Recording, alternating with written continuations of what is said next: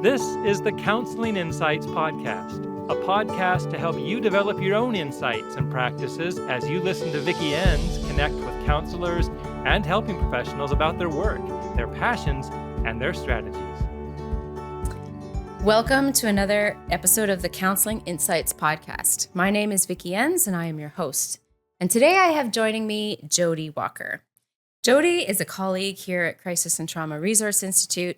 She is the clinical director and a trainer. She also owns a private practice where she specializes in working with first responders and their families who are experiencing PTSD or secondary traumatic stress. What we're trying today is something a little different. We've chosen a topic that neither of us feels any particular expertise in. And in fact, it might even be somewhat new to us, and we've done a little bit of reading, a little bit of reflecting, and we want to just come together and have a conversation and invite you as listeners to ponder and think alongside us on this topic. So welcome, Joddie. So happy to have you here to do this with. Thank you, Vicki. It's so fun to do a podcast together. You and I spend hours just talking about different topics and life. So it's fun that we get to bring in our listeners to some of our conversations. Yes. Okay, so the topic that I chose a topic for us to start off with. And the topic I chose today is place attachment. Very cool topic. Yeah. And so let's start out by just defining that a little bit for our listeners. And I'll just say right off that wasn't necessarily, I had never heard of place attachment, like that particular phrase. And so the way I started in thinking about this was more just the connection between geography, mental health, just where we live and our sense of self, that sort of thing. And it led me into finding out there's all kinds of different ways people talk about this. It led you down a path. It did. Yeah. Nice one. And so I'll just read a little bit of a definition, but then maybe we can both just talk about what we've thought about with it and other ways it's defined. So in general, place attachment is referring to the connection that can form for any person with certain environments. And so this could be your home, it could be a neighborhood, a park, it could be a building, like a particular, like maybe your workplace even, or a school, or it could be more broad, like a cultural landscape or a general area. And it's the connection of feeling both connected and rooted somewhere. And I also really like that it's often called place attachment because that is one of the links we want to explore. And our listeners might be familiar with the idea of attachment, thinking about relationships, of course. And so that's kind of that connecting point, is that there's an overlap of how do places shape our sense of identity, our sense of belonging, that sort of thing. And sense of safety when you think about attachment and secure attachment and feeling safe within relationships. So that sense of feeling safe within the location you are. That's right. Yeah. Very cool topic, Vicki. I never gave it much thought until you said, hey, let's talk about this. And so I got, thinking and reflecting around what place and geography means to me as I looked at my kind of 30 years of work, but also my 58 years on this planet. So This is a cool topic. Okay. Yeah. And so maybe let's unpack just a little bit more.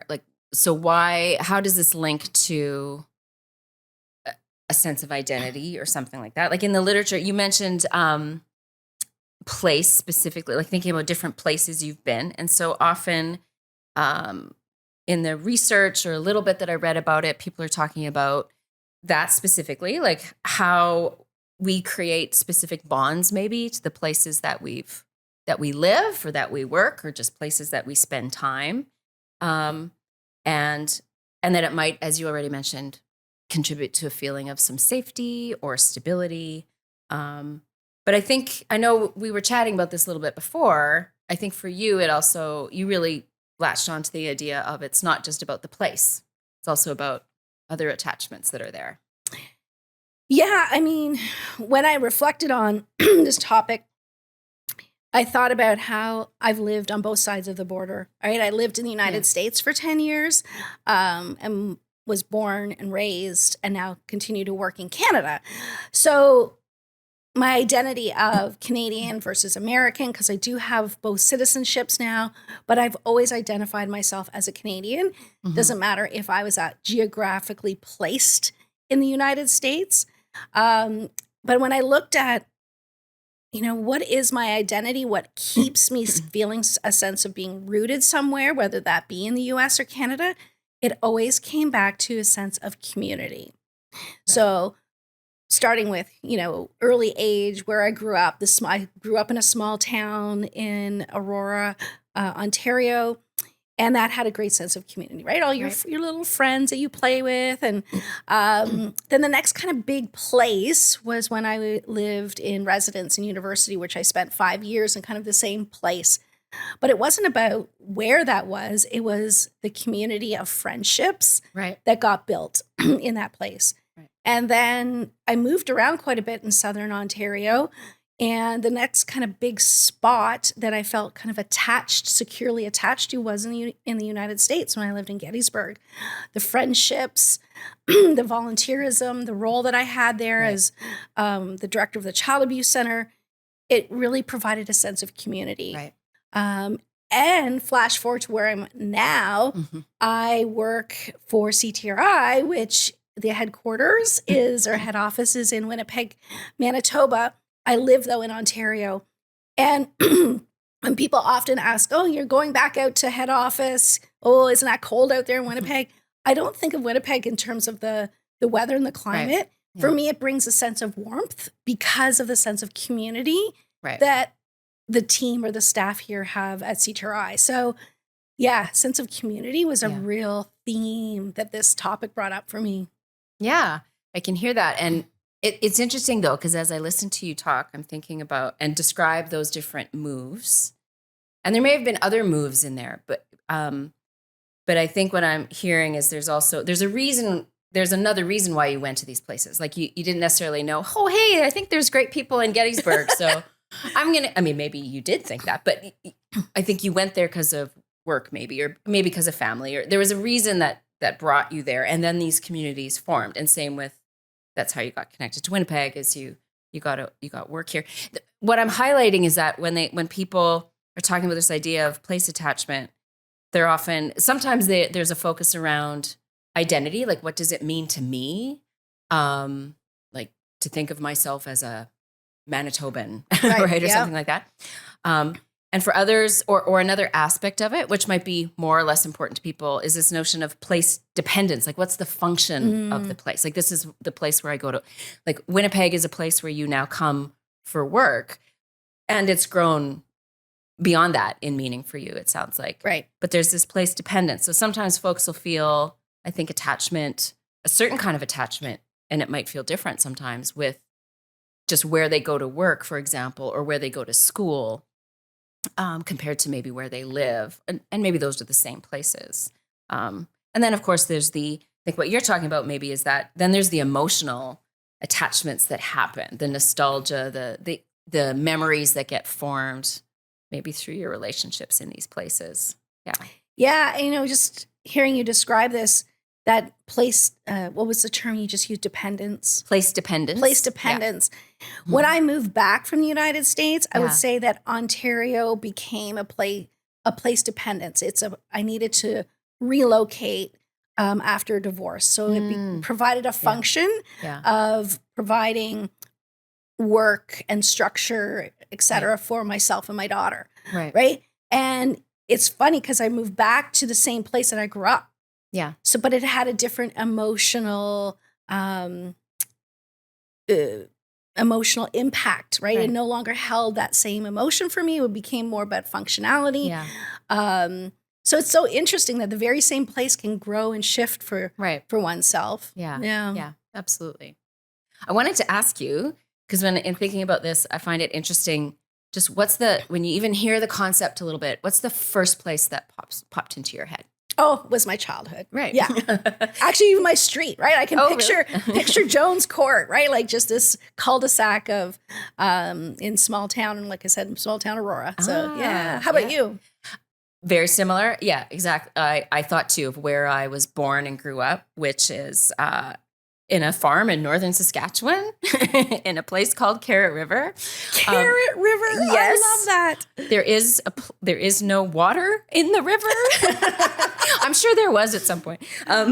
But absolutely. And I imagine that's probably a really common thing for folks is that, with this idea, like it makes sense. Our first attachments are in our childhood, like relationship attachments. Yep. And so it makes sense that the place where those occur is also going to be pretty significant. But it is interesting because I don't know, do you refer to that place? Like if we come back to the notion of place identity, so I haven't been back to Carrot River. I haven't lived there since I was 16, which is a long time ago. I haven't visited there since I was probably about, 30 or something. Like I haven't actually physically been there in a really long time. But it's still a core part of my identity. Like if someone were to ask me, like if I'm introduced to someone and they maybe ask me to tell a little bit more about myself, often one of the first things I say is, well, I'm a farm kid from northern Saskatchewan. Like that's a part of how I describe myself even today. Yeah. It feels like a central part of what's formed me. Yeah. Yeah. I mean, I think I would just describe myself as, a kid that grew up in a small town.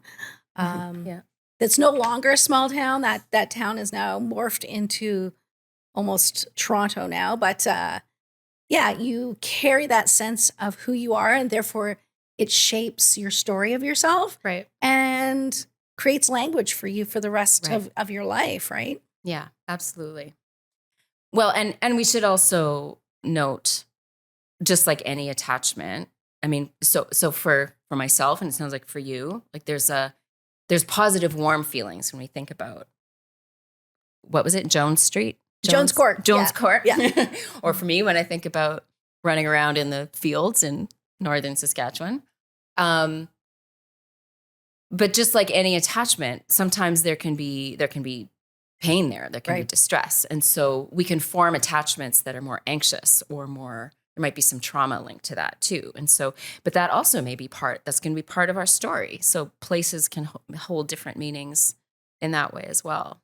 Yeah. I mean, for me, I alluded to moving back to Canada because of a divorce, right? So Gettysburg, which once held this warm sense of security and formation of a strong community, then shifted to a place of pain, right? And so you then try to kind of continue to reconcile that through the rest of your life journey. Right, absolutely.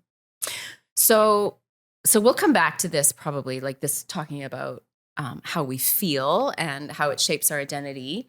But I wanted to just mention, as we've maybe alluded to a little bit, like just for our listeners, in case this is also a newer topic for them to think about, is that, just to give a nod that as I started to look into it, realized, there's a lot of different paths this could go down. And I certainly didn't explore all of them, but it was very interesting to hear the different ways that this can be thought about in different fields that people explore this. So I actually first had this idea spark in my head earlier this summer when there was all the forest fires happening in northern Canada and many places in the world. But we, here in Winnipeg and Manitoba, we had some very smoky days. We were kind of stuck inside for a lot of days. And I had a lot of compassion for a lot of folks in our northern communities that were evacuated and losing homes. It just got me really thinking about this experience of our geography, and how when there's disruption to it, how of course that disrupts our lives. But it got me thinking about the connection into mental health and well-being, and that just got me thinking about this generally. And so certainly there's a whole area of literature and research, if people are interested, looking at geography and mental health. There's even a field called geopsychiatry. Never heard of that before. I never heard of that. I don't know all that much about it, but the little bit I read about that, often what they're talking about in looking at, one of the common things is kind of comparing like access to resources and like living in a more rural setting versus a more urban setting. And how does that affect people's ability to access resources, like their needs and that kind of thing. That's one angle. And then how that contributes both as maybe positive as well as creates barriers around mental health and physical health needs too. So there's, of course, ecotherapy and nature-based therapy. You know, that's a very linked idea that many different people explore. And more land-based therapy, like our colleague Mel is a land-based therapist. And often that is informed by an indigenous view of healing, or informed by many different cultures, kind of connect land and healing and therapy. So those are just a few of the associated kind of ways people talk about this topic. But we wanted to focus in on this notion of like place attachment, in the sense of how does our connection to places link in with our mental health, with our positive mental health and sense of belonging. So I think we've already been exploring examples a little bit in our own story, but if we, let's unpack that a little bit. Like, how do you think about, what comes to mind when you think about the connection between this idea of place attachment and how it can contribute positively to mental health? Yeah, I'm just kind of reflecting on what you just summarized with all the aspects of this, but because instinctively I would have thought land, right? The trees, the rivers, how does that influence one's mental health? And of course it does, in a positive way. Personally, I experienced that the most during the pandemic, where, of course, there wasn't a lot for us to do. So it really kind of forced me into nature, and I just fell in love with that.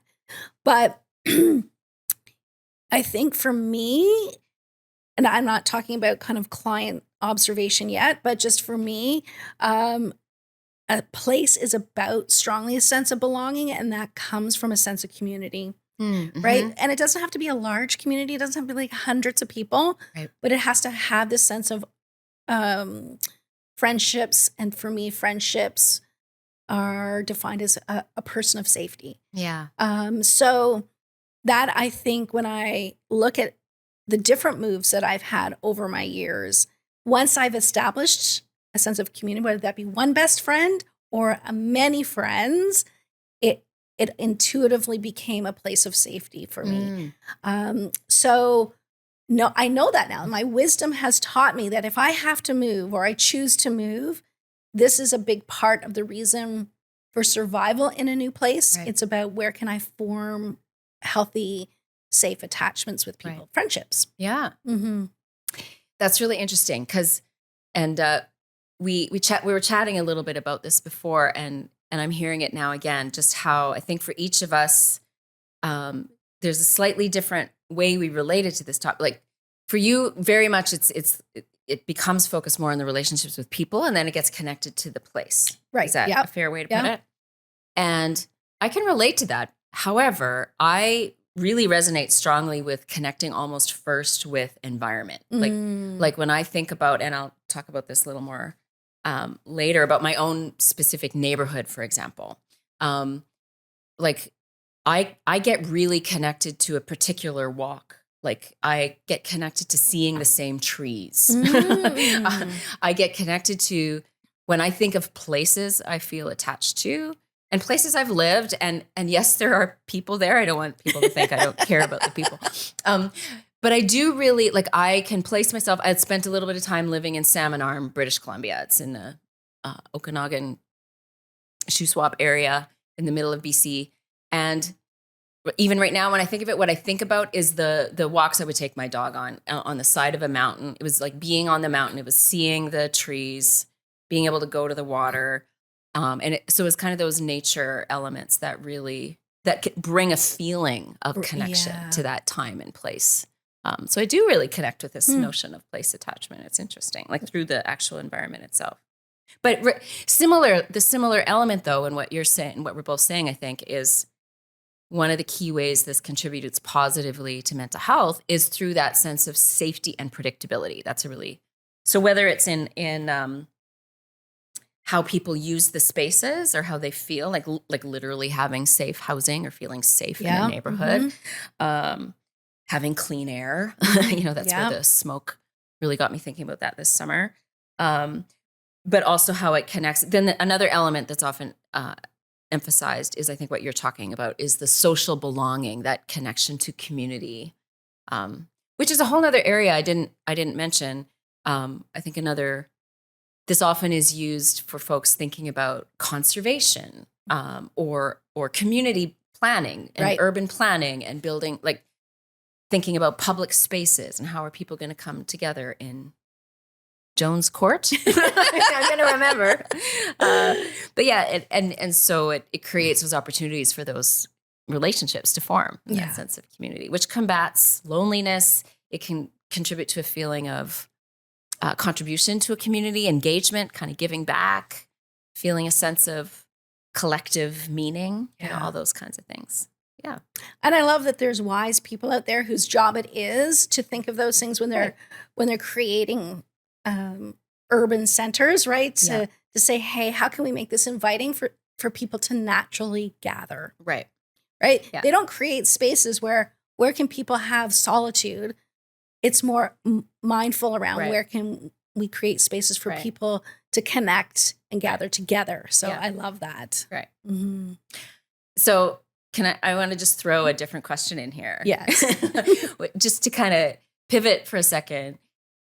And I can start, but I'm curious, is there a place that comes to mind, or can you think of a place where it felt hard to connect and attach to, where you didn't feel this? And I'll give an example, because I have one. This was actually really interesting to me. I had a great opportunity to go to a workshop, and I went to Joshua Tree in California, Joshua Tree National Park, which is in the high desert. Mm-hmm. And I had never been to that part of the earth before. And so I'd never experienced desert in that way. And I was really looking forward to it. And I had a good time. But whenever people ask me about that trip, and it's like, how was it? The first thing that comes to mind is kind of uncomfortable. Because it was really interesting to me. Because as I was saying, I really connect with place by often, like, I walk around and I feel connected to the land and nature. But there was something about the desert for me that I never quite could feel settled. I found it beautiful. I totally can understand why a lot of people do feel really at home and rooted there, but not for me. I felt a little jangled the whole time. Interesting. And I've analyzed it, and I won't go on and on. But it was just very interesting, because that was a little different for me to feel so not. I had a really hard time feeling a sense of just settling and connection there. Was it the heat? Okay, so no, you know what? It was hot, but no, I think what it was, what I've been able to come up with was that it was just, it just felt really foreign. Like, it was just so different, but also it was so still. Like, nothing moved. There were no creatures almost. Like, there was like one lizard. I was so excited to see the lizard. It was so still. And there was something about the stillness. And I think just visually it was so new that it was just so novel. It just felt, it wasn't a bad thing. Right. It was just noticeably not feeling like home. So it's just really interesting. Your nervous system didn't like it. Exactly. And then the interpretation of that was, this is new and feels uncomfortable, and I don't know if I like it. Right? Well, I don't know that. Yes. And it didn't feel like I didn't like it. Like, I liked it, but it's like, it's kind of like, I don't know if this is a good analogy, but it just popped in my head. It's like, it's like when you have a pair of shoes that I like the look of these shoes. They're nice, but they're really uncomfortable to walk in. It was kind of like that. So I liked it, but it's like, I don't actually want to spend a lot of time here. Okay. I'm happy I'm here, and I'm really looking forward to going home. It was kind of, I really like these shoes, but I can't wait to kick them off. That kind of thing. It was kind of like that. I love that. How about you? Have you ever had a place that, and it might be different. I think it can also be attached to maybe what are the relationships that happen there? What are the other experiences that happen there? It can be different reasons. Yeah, because what came to mind is something kind of different in that different cities I've lived in where I felt unsafe. Yes. And therefore didn't like living there and didn't feel connected there and didn't feel settled there. Yeah. I'm not going to name cities, but just that feeling of unsafety. Of course. Yeah, that makes sense. Yeah. Yeah, for sure. And I think, and that's an important piece of this is, just like when we think about relationship attachment, we know we all do better. We all need some safe attachments in our world. And if we don't have access to that, that's disruptive. Yeah. That's unsettling. That's that can put us in a lot of distress. Mhm. So it makes sense that, if the environment you're in has that feeling for whatever reason, that too is very unsettling and disruptive. Absolutely.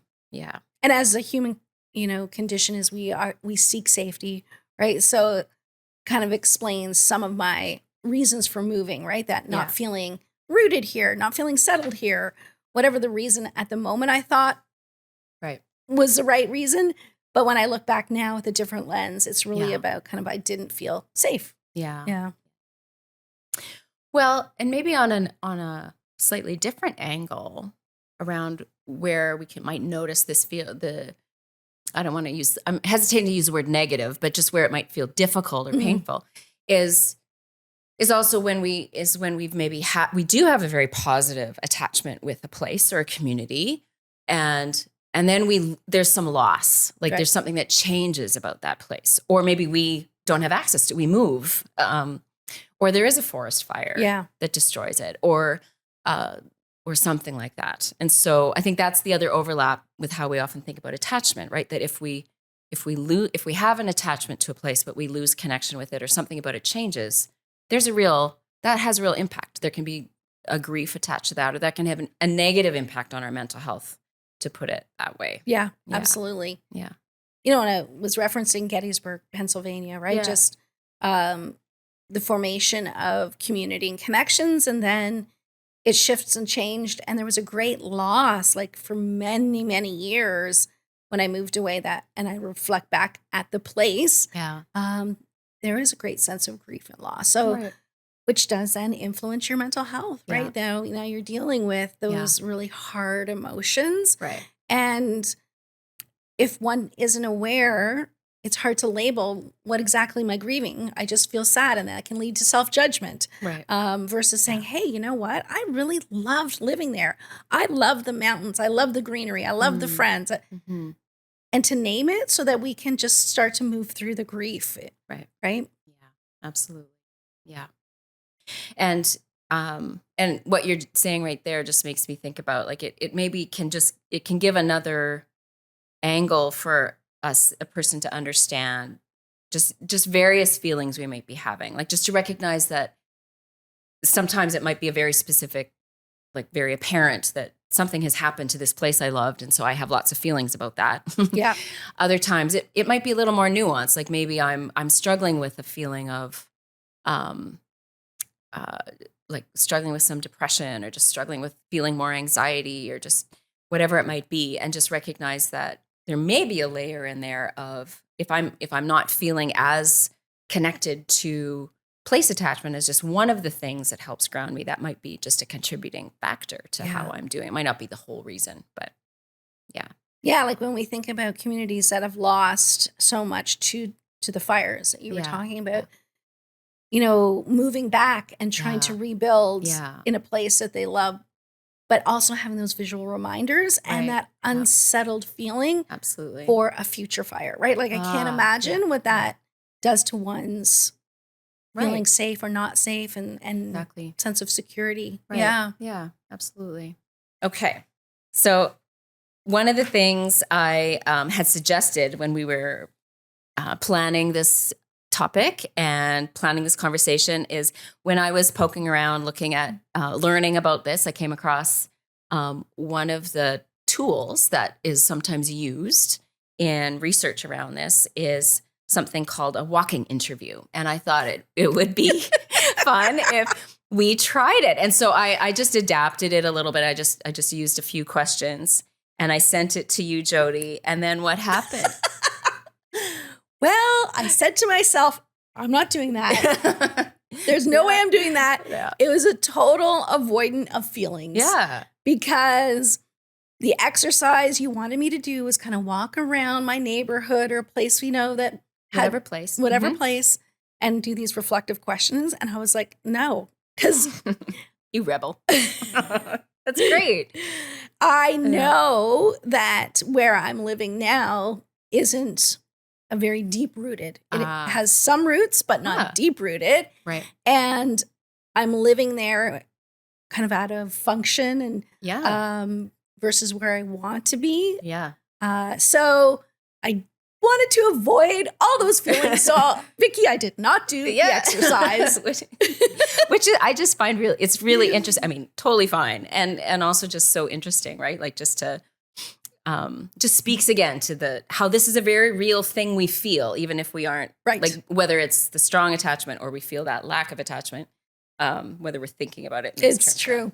All right. Well, I did my homework. And what did you discover when you did your homework? So I'll just talk about it a little bit. So, again, just for our listeners to understand, the guidelines are just that this is a walking interview as a chance to explore emotional, sensory, and social connections to a specific place. And yes, the invitation is to take a walk through a place. So this could be a building, it could be a walk outside, or wherever a person wants to be. And then pause occasionally, possibly, or just reflect after. And then there's a number of questions. I'll just highlight a little bit. So as I mentioned before, I already foreshadowed this in that I feel very connected to my own neighborhood. So it's interesting because I don't actually feel all that connected to my house. I'm grateful for my house. It's fine. But when I think of home now, like this, I need to go outside and there's a walk along a street that's just close to where I live. And maybe I'll jump to one of the questions that suggested is there a particular moment or event that made this place feel like it truly became yours? And you already mentioned the pandemic and that got you outside and kind of connecting. And so this walk in my neighborhood, I mean, I've lived in my neighborhood now for like 21, 2 years, something like that, like quite a long time. Yeah. And I haven't always lived here. I've moved around, but when I've lived in Winnipeg, even when I didn't live in this neighborhood, I would walk across the river to this neighborhood and walk in this neighborhood. Okay. So I've always been drawn. I think it's the particular trees, it's the particular feel. And so, but in COVID, part of my own just coping, as for many people, is I made it a mission to get outside for a walk every day, like just to get out of the house, move my body. Mm-hmm. And I actually did it so much that I actually did get sick of this walk. And so I drive to other places in the city. However, this particular walk, I think in that time period, it just really amplified. I realized reflecting on it, in doing this little activity, just noticing how much that I think deepened it for me. One of the questions is just as you walk, just notice a spot that maybe feels especially meaningful or familiar to you, and just notice any memories or feelings connected to it. And so again, for me, it's really the experience of the whole walk, but I had never really realized how I think part of what it is now is that there's a familiarity to it. Like I recognize the houses. I might notice, they painted, or, I recognize the cats and the dogs in the window. I recognize a certain turn in the street. And there's something about the feeling of moving through that. I think that is really, really grounding.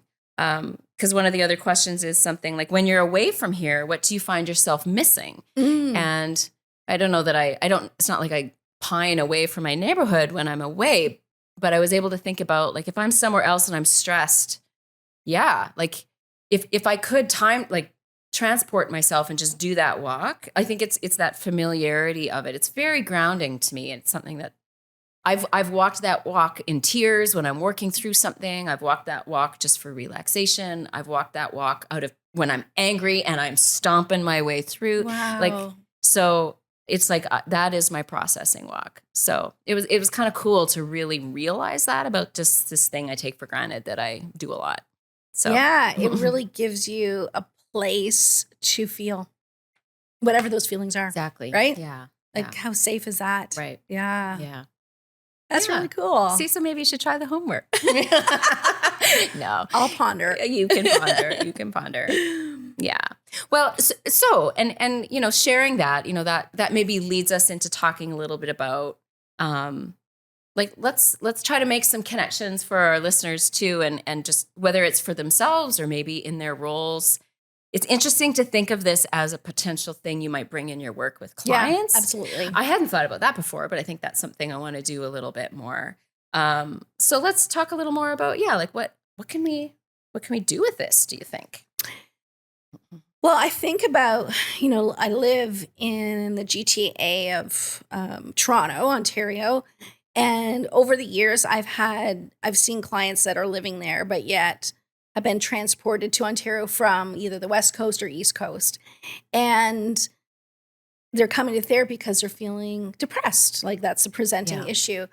And now, kind of through this lens of place attachment, as I remember some of those topics that have come up in the clinical room have been about feeling so disconnected to where they are living now, and the missing and longing for the ocean, the mountains, right? Whatever that may be for them. So it just speaks to how profoundly important it is to explore this with clients, because we started off talking about how this informs our identity and how we describe ourselves. Right? Yeah, absolutely. So just even, it might just be as a part of just getting to know someone. And we often talk about, maybe where they're from or where their family lives, or, where have they traveled in their life or whatever it might be, but recognizing how helpful it might be to bring those pieces to their awareness and can, even if they're missing it. I mean, as you talk about this, like for some folks where they might be missing that and feeling they don't have access to it. However, I think through that, they might feel a little more connected to themselves, just understanding that a little better. Yeah, that's cool. I think too, like some of the questions in this walking interview, you don't have to do it as a walking interview, but even just thinking, even just asking someone something like, tell me about a place that feels most like home or that represents who you are. Right? That's a great question. Yeah, I didn't make it up. I got it from somewhere. But I think it's a great question too.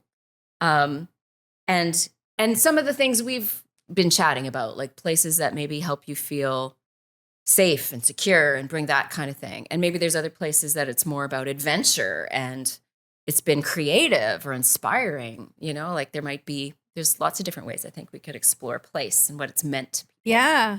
I mean, as you're talking, Vicki, I'm thinking about someone presenting with anxiety. Yeah. Those questions are going to be more about where do you feel calm and settled. Right. And versus someone struggling with depression. Okay. What brings you alive? Right. So we can bring it into the therapeutic room. Yeah. Regardless of what we're working on with a client. Yeah. Yeah. That's a good idea. Another idea that, again, I didn't make this up, but I saw it suggested in one of the articles I read, which I'm really wanting to try, is something they called it a place genogram. So kind of basically mapping. Yeah. Mapping significant environmental relationships across the lifespan, which is kind of what you did in your own reflection, like describing some of your moves and kind of across time.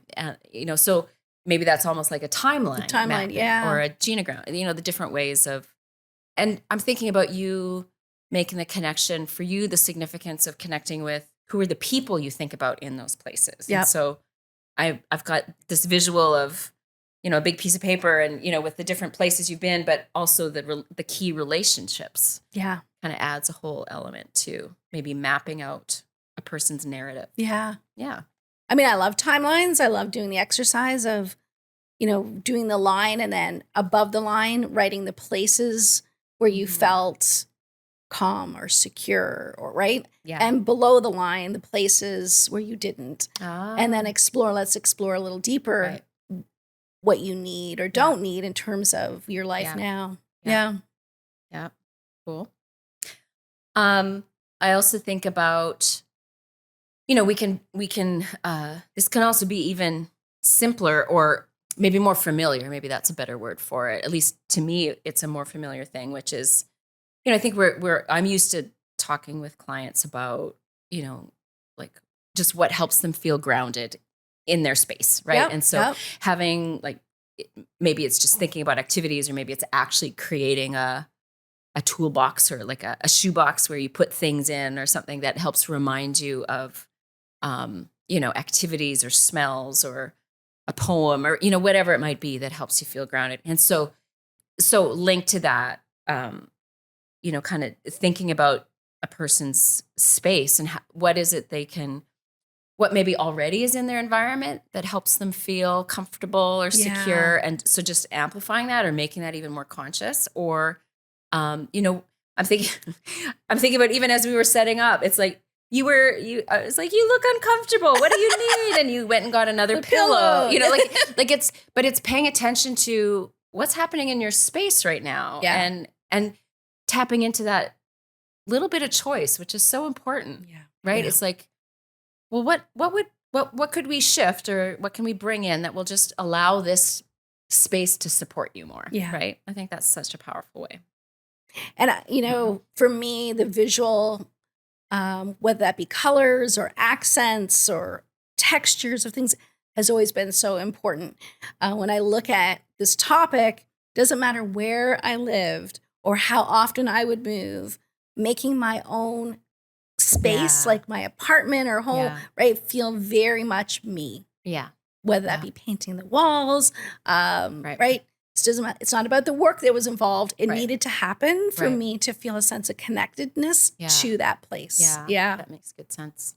Makes me think about, I've had many clients where, especially say if they're coming and they're wanting to do some really intentional, like work on a particular trauma or a loss or work through, so they know they want to be maybe opening up some difficult stories, some difficult emotions, that often we make it a real intentional, like very similar to what you were just describing, like for them in their own day-to-day life, where can they create a bit of sanctuary or if that word fits for them or whatever, where are they going to be able to go do ceremony in a way that feels really nurturing and grounding and doing that as a proactive preparation. Yeah. Right? Yeah. One last one I think about is really just going back to like the walking interview kind of sparked this for me. Like, it's just cool to think about, as you said earlier, just bringing this question or curiosity about place into our inquiry about just who are you, and tell me a bit more about you.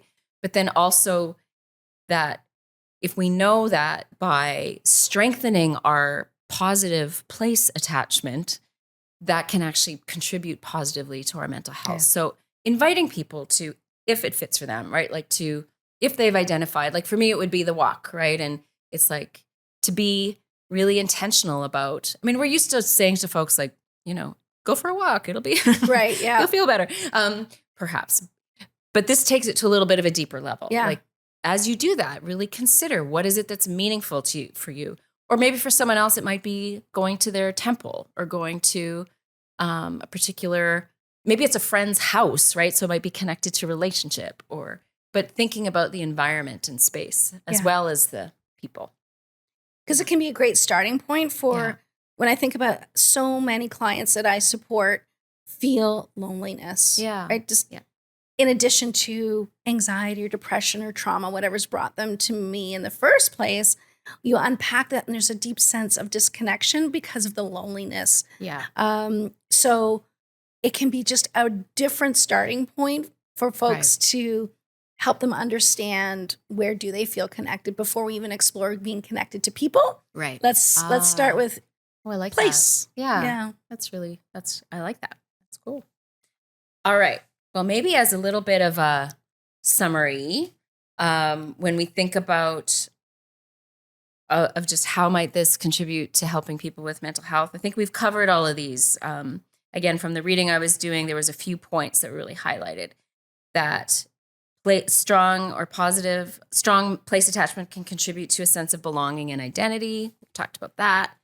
Can really help with emotion regulation. So again, tapping into that sense of familiarity, sense of sanctuary. Contribute to social connection and just that sense of community,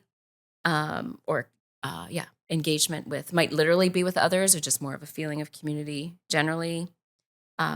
Contribute to a feeling of meaning and purpose. We didn't talk about this one as much, but again, just in like engaging in taking care of the environment, or like tending a garden or picking up litter Yeah. in your local community. You know, it's like something like those acts, I think, can also be linked into this idea too. I Yeah. have a therapist that I work with who loves doing groups, garden therapy groups. Yeah. So that makes good sense. Yeah. And then the last one is that feeling of choice, just empowerment, a sense of agency, like being able to choose. Maybe you can't choose everything about your environment. You don't have total choice over what's happening in your environment, but where you can, what can you do to make whatever your environment is feel more like home? Yeah. Yeah. Okay. Wow. I think for two people who don't have any expertise in this area, I think we had a lot to reflect and talk about. We did. And so I thought maybe let's just end with what's your one takeaway from today? Maybe there's something that stands out that something that you maybe want to try, whether it's for yourself or whether it's bringing back into your work with clients. For me, my biggest takeaway is the insight that I gleaned in this time together around what I thought was a negative, that I was disconnected from places. And now to reframe that to, I have the capacity to go to a new place and find excitement and have the potential to build connection if I choose, right? So that increased self-awareness around the value, importance of place. Really neat. Cool. How about you? I think the idea that's kind of tickling my brain a little bit now is that notion of kind of a place genogram or place mapping that really got me excited. And I think and part of why that got me excited is that I think it's through that I want to kind of explore connection to people. Okay. So kind of like what you started with. And so I'm actually excited to explore that. And particularly within my own family. This is a whole nother topic, but I'm currently I've got some of my mom's journals and I've got some of my grandma's journals. Oh, wow. And so I was thinking about, and I'm reading them and thinking about our connections across time. And so I'm kind of curious about our connections across places. Yeah. So I might try to do that as a personal project. I love that. Yeah. I love that for you. Well, thank you, Joddie. Thank you for doing this with me. This was a lot of fun. It's been a meaningful conversation. I think it sparked some ideas for both of us. So this is really fun. Well, thank you. It's always fun to hang out with you, Vicki. And thank you to our listeners for joining us. I hope you enjoyed this conversation. We're going to try this every once in a while with other topics. And so you can watch for those. But in the meantime, just come back for our next podcast in a month's time. So until then, stay well and be curious. Looking for free resources and training in the areas of trauma, counseling, and mental health? Be sure to check out our website at www.ctrinstitute.com.